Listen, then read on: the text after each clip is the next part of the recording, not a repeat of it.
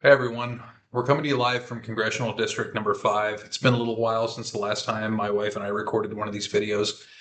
A lot has happened in a very short amount of time, so we felt it was appropriate to record another one and just kind of touch base on some of the hot button issues of today and really get caught up on where we're at and let you know where I'm at and how I'm responding to these new issues. So we have a lot to talk about. Where should we get started? It's been a really rough 2 weeks for It's us. been a really rough 7 or 8 months. Okay, that's true. But Um, true, the last couple of weeks have been particularly chart topping. Particularly bad. So, we lost a family member. Um, that was and is very difficult. Um, then there was the whole Charlie Kirk. So I haven't weighed in on Charlie Kirk publicly for a few different reasons. Number one, a lot of people feel very strongly one way or the other about his passing. And I did not consume a lot of Charlie Kirk content while he was alive.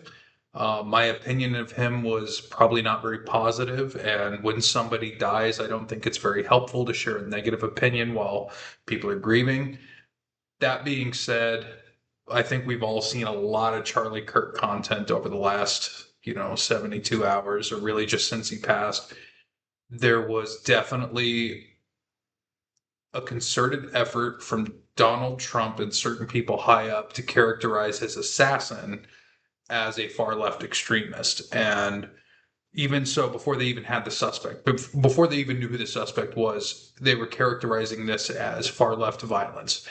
I think before I weigh in on anything with Charlie Kirk, it's important to recognize that when the president of the United States is characterizing a political assassin as far left before they even know who he is, before they've even identified who the assassin is, they're kind of showing their hand a little bit. They're kind of telling you that it's more important to them to take advantage of the political moment than it is to get the facts right.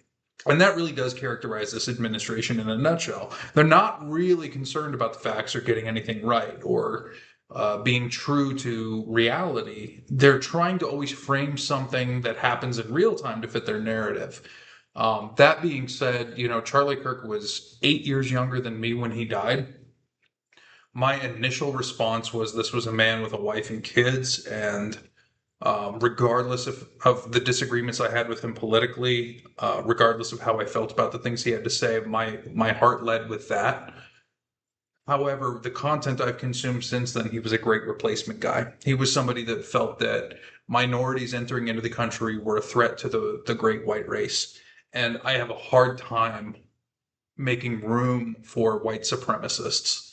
Not saying that's exactly what he was, but great replacement theory is a younger sibling to white supremacy. So while I feel bad for his wife and his kids, and I don't feel it's appropriate for someone who didn't really know what he was about to comment on his death, I also, we're in a time where authoritarianism and fascism is taking root in our country.